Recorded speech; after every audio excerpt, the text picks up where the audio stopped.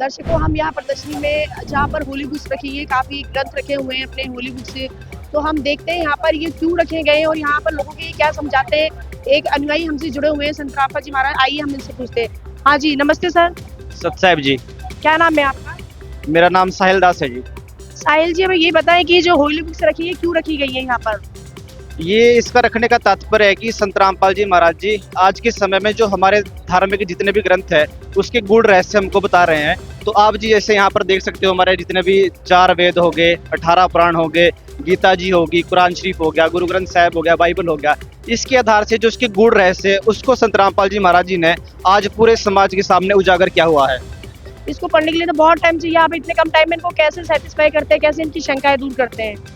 देखिए मैम, आज हमारा ये बहुत ही बड़ा सौभाग्य है कि संत रामपाल जी महाराज जी की दया से जो इतने बड़े धर्म ग्रंथ है, जैसे कि आप देख सकते हो कि जो 4 वेद है, 4 वेदों में 18,000 मंत्र है, गीता जी है, गीता जी में 700 श्लोक है, ऐसे बहुत से पुराण हो गए, इतने सारे हमारे उपनिषद हो गए, इतने बहुत सारे धर्म ग्रंथ हो गए। लेकिन संत रामपाल जी महाराज जी ने आज के समय में क्या किया हुआ, संत रामपाल जी महाराज जी ने अपनी एक पुस्तक बनाई है, गीता तेरा ज्ञान अमृत, ज्ञान गंगा और जीने की राह। उसमें संत रामपाल जी महाराज जी ने जितने भी हमारे धार्मिक ग्रंथ है उनका गूढ़ रहस्य उसमें उजागर कर दिया गया हुआ है और उसको शॉर्ट वर्डों में बता दिया गया हुआ है, ताकि जो आज के समय में जो युवा वर्ग है, जितने भी लोग हैं, उसको बहुत ही आसानी से समझ सकते हैं।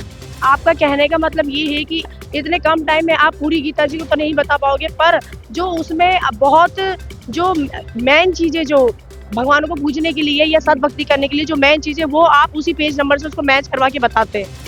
बिल्कुल जी, आप देख भी सकते हो यहाँ पर, जैसे ये श्रीमद् भगवद गीता रखी है, तो आप यहाँ पर देख सकते हैं कि यहाँ पे जो गीता जी इसमें 700 श्लोक है, तो उसकी जो मूल तत्व है, जो गूढ़ रहस्य है, उसके ऊपर पहले अंडरलाइन किया हुआ, उसको जो एविडेंस से लिखा हुआ कि इसमें गीता के ज्ञान उपदेश में क्या कहा गया हुआ, इसका मतलब क्या है, इसका अनुवाद किस प्रकार से। आप हमारे दर्शकों को दिखाएं कि आप किस तरीके से पेज नंबर को मेंशन करते हैं और आप कम समय में उनको कितनी जल्दी समझा पाते हैं। मैं कैमरामैन को बोलना चाहूंगी कि किस तरीके से मेंशन करके रखा हुआ है उन्होंने, हर एक पेज पे इन्होंने हेडिंग के साथ पेज नंबर लिखा हुआ है और उसके टॉपिक का नाम भी लिखा हुआ है, ताकि जब भी कोई श्रद्धालु या कोई भी जनता, आम जनता जो आती है, उनको जब भी किसी भी भगवान जो उनको इष्ट मानते हैं उनके बारे में जानना होता है, तो वो तुरंत उस पेज नंबर, उस मेंशन किए हुए शीट पर जाते हैं और वो आसानी से उनको बता पाते हैं। बहुत ही कम समय में उनको बिल्कुल एकदम उनका समाधान करके वो भेजते हैं।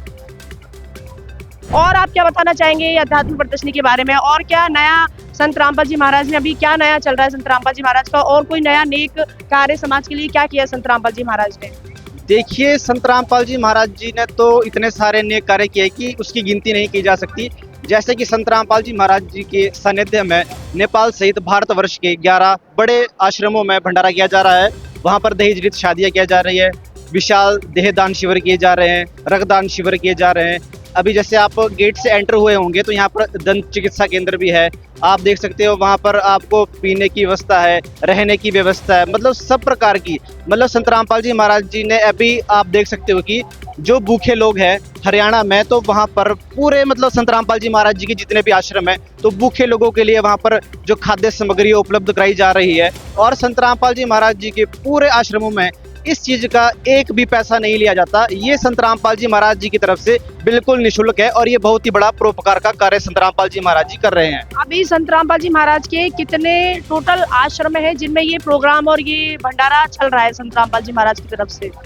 आज के समय में संत रामपाल जी महाराज जी के भारतवर्ष में 11 बड़े सतलोक आश्रम है और एक नेपाल देश में भी है।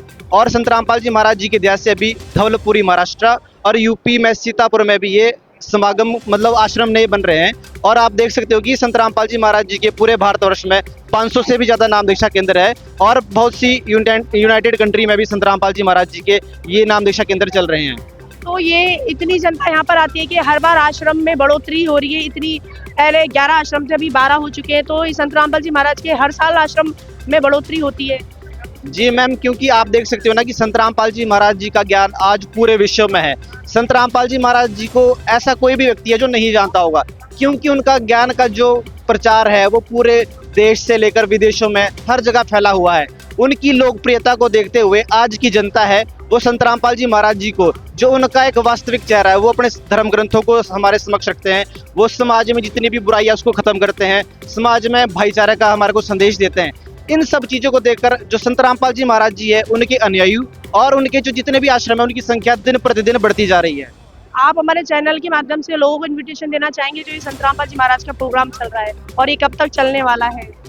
देखिए, आपके चैनल के माध्यम से मैं सभी को हाथ जोड़ के ये कहना चाहता हूँ कि आप कृपा करके संत रामपाल जी महाराज जी के नज़दीकी सतलोक आश्रम में जरूर आए और आश्रम में जाकर वहाँ की व्यवस्था देखें, क्योंकि आज के समय में तो ये होता है कि कोई तीसरा आदमी बोल देता है कि हाँ भी संत रामपाल जी महाराज जी ऐसे हैं, उनके आश्रमों में वैसा होता है, लेकिन नहीं, ये सब झूठी अफवाहें हैं। जब तक आप आश्रम में जाकर देखोगे नहीं, उनकी जो व्यवस्था है, लोगों का रहने का तरीका, भक्त कैसे रहते हैं, किस प्रकार से यहाँ पर सेवा को मैनेज किया जाता है, बहुत ही भाईचारा के साथ, बहुत ही शिष्टाचार के साथ किया जाता है।